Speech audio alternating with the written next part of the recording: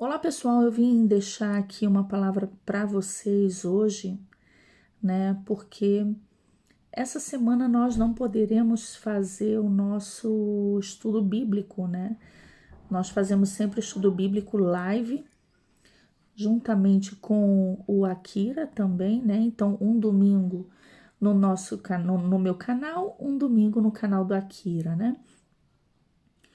E essa semana nós estamos de viagem, eu com a minha família, estamos aqui na Itália resolvendo algumas questões e com uma correria tremenda e também com pouca internet. Então não teria como fazer uma live, né? A live de estudo bíblico. E o Akira também está com problema da conexão. Então o que que acontece, gente? Hoje a gente vai ficar sem o estudo bíblico, mas vocês não vão ficar sem palavra porque eu vou deixar aqui uma palavra para vocês hoje, tá? Então eu vou compartilhar com vocês algo que o Senhor colocou no meu coração, que está lá em Colossenses, no capítulo 3, tá? Colossenses, capítulo 3. Lá no versículo 12, ele diz assim, ó: Revesti-vos, pois, como eleitos de Deus, santos e amados, de entranhas de misericórdia, de benignidade, humildade, mansidão, longanimidade. Entende? Vocês são eleitos de Deus, portanto, revestivos, ou seja, sejam, hajam como tais, né? Eleitos de Deus, para que vejam realmente que vocês são eleitos de Deus, santos e amados, né? Revestivos de entranha misericórdia, né? De benignidade, humildade, mansidão, longanimidade. Todos os atributos daqueles que são de Deus, né? E aí ele continua no versículo 13, suportando-vos uns aos outros.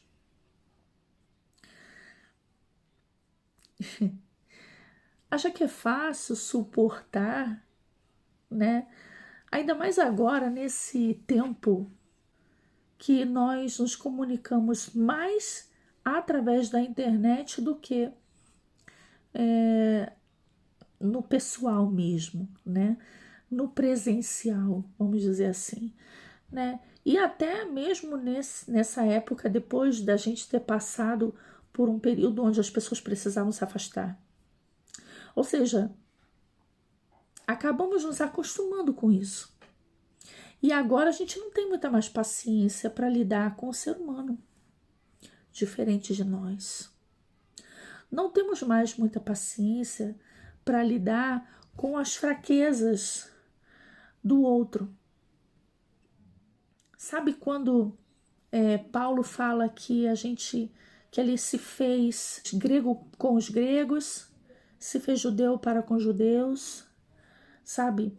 Tentar se adaptar e se inserir com o outro para conseguir criar pontes, para ter comunhão e para pregar o evangelho, para ter aquela interação, aquilo que é necessário, né, para que o reino de Deus cresça. Por que eu estou dizendo isso? Porque nos dias de hoje, como é difícil a gente congregar, né? Porque há diferenças entre as pessoas. E eu não estou dizendo aqui sobre igrejas que estão corrompidas mesmo por causa das heresias, ensinamentos errados, né? Eu falo aqui mesmo sobre as limitações. Por exemplo, se o pessoal da igreja onde você vai ali ter comunhão, as pessoas ali não têm o mesmo despertamento, o mesmo nível de despertamento que você, talvez não o mesmo nível de conhecimento, talvez pensem diferente em muitas coisas. E aí?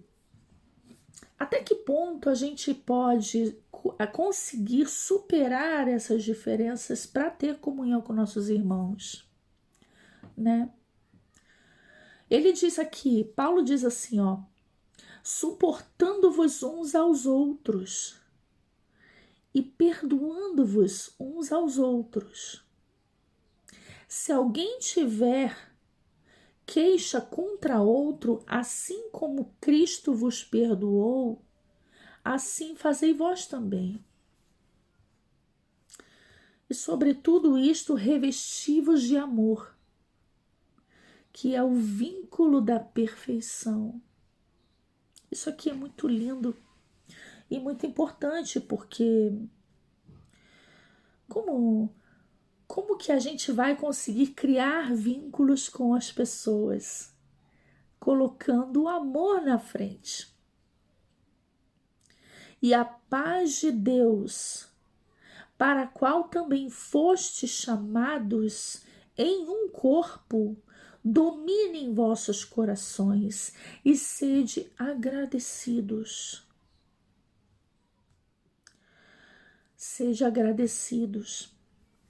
Um coração grato a Deus é algo que toca o coração de Deus, porque quando nós sabemos orar a Deus agradecendo, confiando nele, sendo gratos por tudo que ele nos dá, pelos milagres que ele faz todos os dias na nossa vida, e às vezes com um olhar que se nós não tivermos um olhar e um coração grato, nós não vemos, né? Mas o Senhor, ele faz milagres e te dá livramentos todos os dias.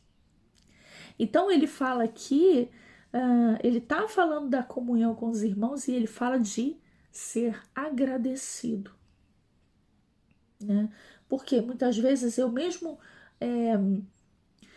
com as diferenças com os meus irmãos, que não tem a mesma visão minha sobre muitas coisas, mas a gente tem um coração grato pelas coisas boas que mesmo uma criança que não tem um nível de conhecimento mesmo igual ao nosso, mas aquela criança nos ensinou e nos fez crescer também.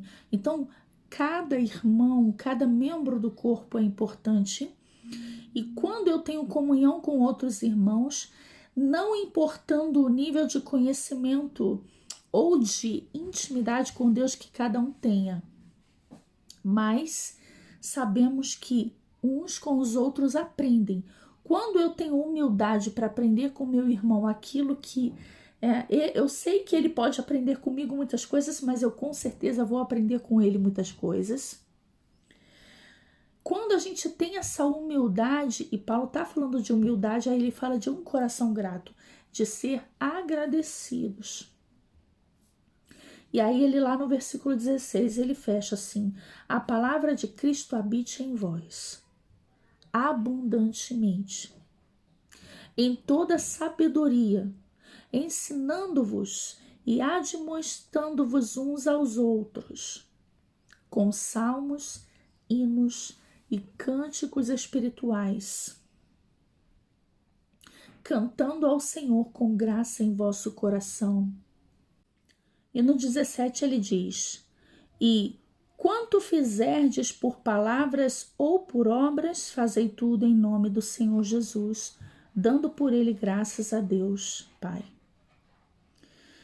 Então, meus irmãos, é importante a gente ter, como eu fiz o vídeo esses dias e a gente tem estudado sobre a questão dos falsos profetas, saber reconhecer falsos profetas e combater as heresias, combater o que está errado dentro das igrejas, mas ao mesmo tempo também saber ter humildade e amor para reconhecer os irmãos que mesmo nas suas limitações são pessoas de Deus que amam ao Senhor e que podemos ter comunhão, por mais que nós tenhamos tantas diferenças, tantos defeitos.